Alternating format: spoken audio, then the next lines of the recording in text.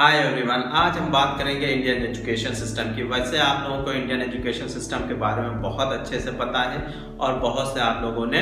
Channel में देख भी रखा होगा कि इंडियन एजुकेशन सिस्टम किस तरह से काम कर रहा है और क्या क्या चीज़ें देखनी पड़ रही हैं, न सिर्फ स्टूडेंट्स को बल्कि पेरेंट्स को भी देखनी पड़ रही हैं। जैसा कि आप लोगों को पता है कि 1 अप्रैल स्टार्ट हो चुका है। 1 अप्रैल से लेकर लगभग कहा जा सकता है कि जुलाई तक सारे ही पेरेंट्स स्टूडेंट्स इस होड़ में लगे रहते हैं किसी अच्छे कॉलेज में एडमिशन हो जाए। अगर किसी अच्छे कॉलेज में एडमिशन हो गया तो उनको कहीं अच्छी जगह पर किसी बड़ी कंपनी में प्लेसमेंट हो सकता है। अब इस अच्छे कॉलेज के चक्कर में अच्छे कॉलेजेस में कौन कौन से अच्छे कॉलेजेस ज़्यादातर पेरेंट्स या स्टूडेंट्स चूज करते हैं? MBA के अच्छे कॉलेजेस, इंजीनियरिंग के अच्छे कॉलेजेस। इसके अलावा थर्ड ऑप्शन उनको कहीं कोई नजर ही नहीं आता और उनको ये लगता है कि इसी में ही लाइफ सेट है। और जबकि इन कॉलेजेस में एडमिशन कराने के लिए बहुत बड़ी मोटी रकम तो देनी ही पड़ती है और साथ में इसके लिए उनको 4 साल का एक लंबा संघर्ष और एक लंबा 4 साल का वेट भी करना पड़ता है, जिसके बाद बच्चे कहीं जाकर किसी कंपनी में जॉब सेटल हो पाते हैं, कहीं उनको सैलरी मिलना शुरू होती है और वो भी सेटिस्फाइड सैलरी नहीं मिलती है। और इसके लिए सबसे बड़ी प्रॉब्लम जो ये देखने को मिलती है कि जैसे ही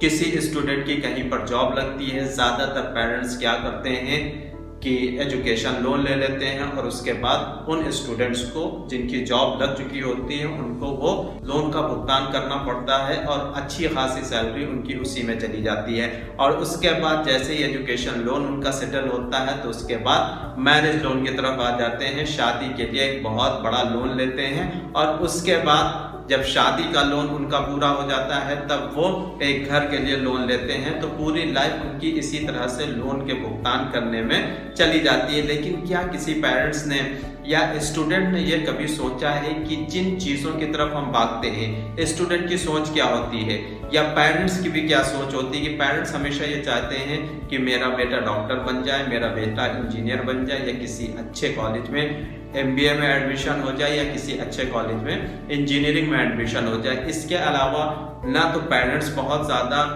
डीपली सोच पाते हैं कि इसके अलावा भी बहुत से ऐसे कैरियर ऑप्शन हैं जिसमें बहुत अच्छा करके बहुत आगे बढ़ा जा सकता है और ना ही स्टूडेंट्स को इसकी नॉलेज रहती है। स्टूडेंट्स को नॉलेज ना रह पाने के पीछे की सबसे बड़ी वजह क्या है? इकोसिस्टम कहा जा सकता है, इन्वायरमेंट कहा जा सकता है, क्योंकि जहाँ पर हम लोग ब्रिंगिंग कर रहे हैं, जहाँ पर पढ़े बड़े हैं और जिन चीज़ों को हम लोग देख रहे होते हैं उसमें हमें इन्हीं 4 ऑप्शंस की तरफ ज़्यादातर फोकस कराया जाता है। जैसे आप पेरेंट्स के पास जाएंगे तो वो भी ये कहेंगे कि हमारे टाइम पर ये सारी चीज़ें बहुत वैल्यूएबल थी और काफ़ी रिस्पेक्टफुल थी, काफ़ी अच्छी सैलरी मिलती थी। उसके बाद दूसरी तरफ कहीं और जाएंगे, किसी और जगह पे जाएंगे तो वहाँ पर क्या है, अपने रिलेटिव से पूछेंगे तो वो भी यही डिस्कशन करते हैं, वो भी इसी तरह की सलाह देखते हैं। इसके अलावा स्टूडेंट का माइंडसेट भी ऐसा हो जाता है कि वो सोशल मीडिया पर भी उन्हीं सारी चीज़ों को सर्च करते रहते हैं। और सोशल मीडिया के अलावा अगर आप मूवीज में भी देखें तो उसमें भी इसी तरह की चीजें बताई जाती हैं। एक आध मूवीज को छोड़ के, जैसे कि एक 3 इडियट्स है, इसमें सही चीज बताने की कोशिश की गई है, लेकिन बाकी ज्यादातर मूवीज में ये देखने को मिलता है कि जिसकी गवर्नमेंट जॉब है, जो IAS है, उसको काफी रिस्पेक्टफुल माना जाता है, या डॉक्टर है या इंजीनियर है। तो इस तरह की जॉब्स पे लोग अपने आप को रोक कर रखते हैं और वहीं तक अपने आप को बांध के रखते हैं, जबकि इसके आगे भी बहुत सारी चीज़ें हैं और वो चीज़ें हम लोगों को या आज के स्टूडेंट्स को या पेरेंट्स को उसकी जानकारी नहीं रहती है, क्योंकि वो सर्च करना ही नहीं चाहते हैं। वो लोग सर्च करते हैं, ड्रामा सर्च कर लेंगे, अच्छे अच्छे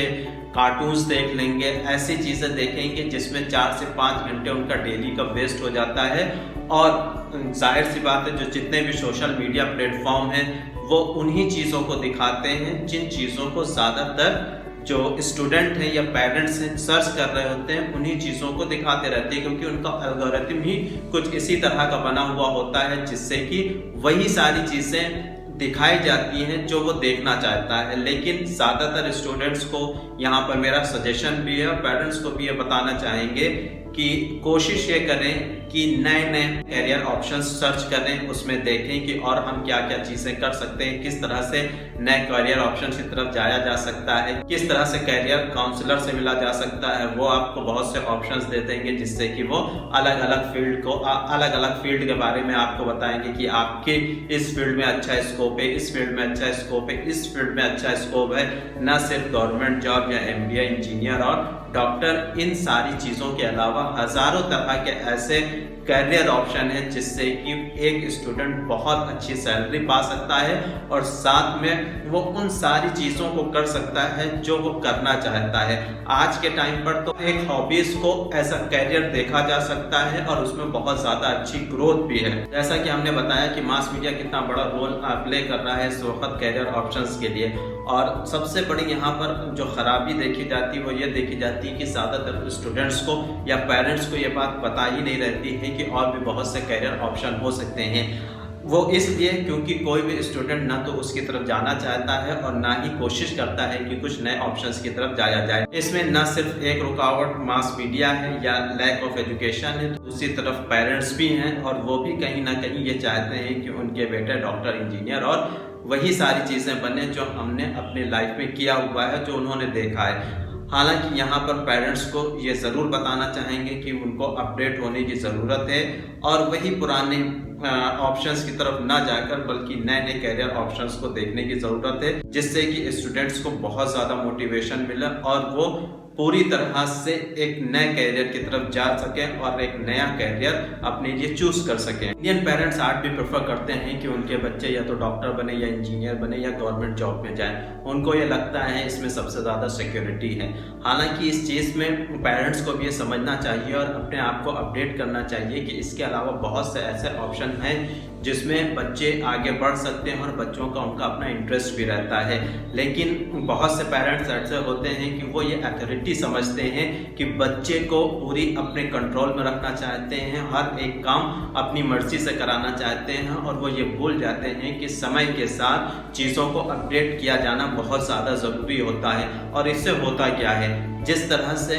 बच्चों के साथ ट्रीट किया जाता है, पेरेंट का ट्रीटमेंट्स होता है, उससे बच्चे तो बहुत ज़्यादा डिमोटिवेटेड भी होते हैं और वो अपनी बात को खुलकर कह नहीं पाते हैं। और यहाँ पर तो बहुत ज़्यादा ये देखने को मिलता है कि पेरेंट्स के साथ डायरेक्ट कोई भी स्टूडेंट या कोई भी बच्चा डायरेक्ट बात नहीं कर पाता है, जिसकी वजह से बच्चे का सेल्फ मोटिवेशन बहुत ज़्यादा डाउन रहता है। और जब उनको ज़बरदस्ती किसी चीज़ की तरफ ढकेला जाता है तो वो और भी कुछ नहीं बोल पाते हैं और जिसकी वजह से पूरी की पूरी सोसाइटी या कहा जा सकता है कि जो कल्चर है या चीज़ें हैं वो बदल नहीं पाती हैं। और जब तक चीज़ें बदलती नहीं हैं तो डेवलपमेंट भी कंट्री का पूरी तरह से नहीं हो पाता है, क्योंकि जब नई नई चीज़ें हम लोग सीख नहीं रहे हैं, हम गवर्नमेंट जॉब्स के ऊपर डिपेंडेंट हैं, हम MBA या इंजीनियर ही बनना चाहते हैं और कोई करियर ऑप्शन सर्च नहीं करते हैं, तो इसके अलावा बाकी दुनिया देखा जाए तो बाकी चीज़ों में काफ़ी अच्छा कर रही है,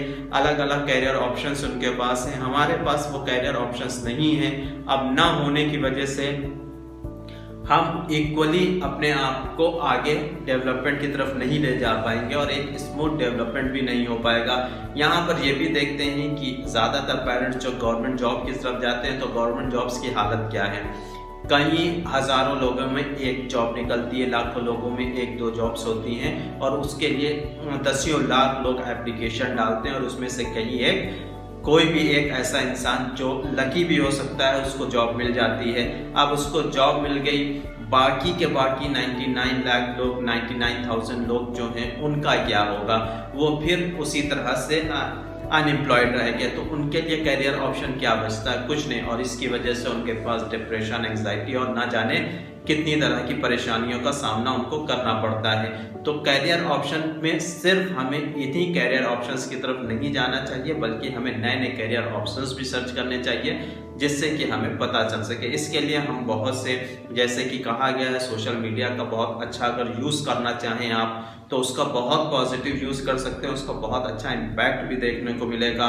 आप लोग जाते हैं नेटफ्लिक्स पे जाते हैं, वहाँ पर आप ऐसे ऐसे ड्रामास देखते हैं जिनका कोई यूज़ नहीं है, ठीक है, उसमें आप ज़्यादातर टाइम अपना वेस्ट करते रहते हैं। आप वहाँ पर सर्च करिए, नेटफ्लिक्स में बहुत अच्छे अच्छे एजुकेशनल मूवीज़ होती हैं, सीरीज़ हैं, ठीक है, बायोग्राफीज़ हैं, ठीक है। तो इस तरह की चीज़ें वहाँ पर मिलती हैं, डॉक्यूमेंट्रीज आपको मिल जाएंगी, तो इनको आप लोग देखिए, इनसे आपको बहुत ज़्यादा कुछ सीखने को मिलेगा, नए नए कैरियर ऑप्शंस देखने को मिलेंगे। तो अच्छे कैरियर ऑप्शन के लिए ज़रूरी है कि हमें उसको सर्च करना पड़ेगा, पता करना पड़ेगा, जिससे कि इन सभी तरफ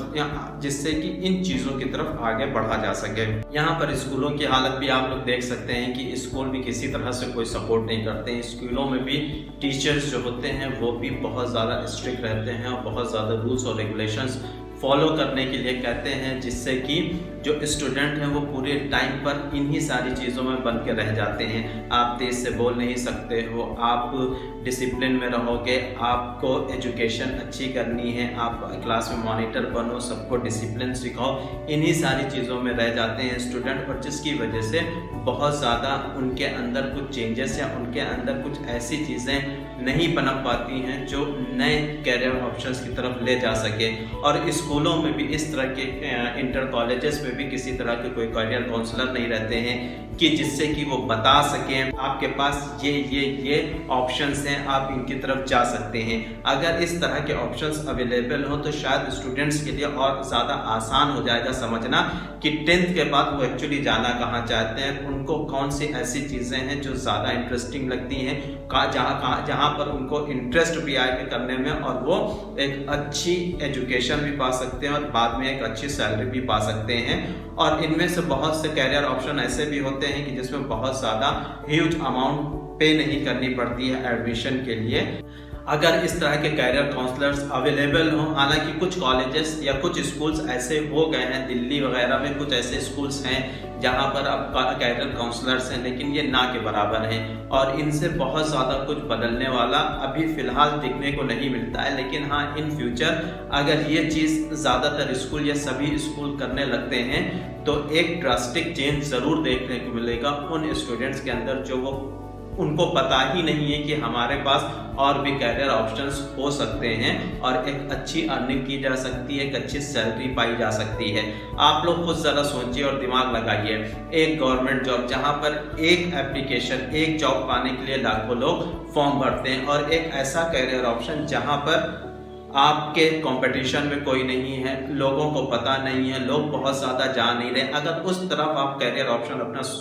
सर्च करते हो या फाइंड करते हो तो वहाँ पर आप अकेले ही रेस में होगे, तो आप अकेले ही जीतने वाले होगे और आपको वहाँ पर बहुत ज़्यादा अच्छी सैलरी भी मिल जाएगी और एक अच्छा कैरियर ऑप्शन भी होगा और वो होगा जो आपको पसंद होगा। तो इस तरह की चीज़ें अगर देखने को मिल जाएं आने वाले टाइम में एजुकेशन सिस्टम में, अगर या स्कूल्स या कॉलेजेस अपने यहाँ पर इस तरह के कैरियर काउंसलर रख लें तो आने वाले टाइम में इन सभी चीज़ों का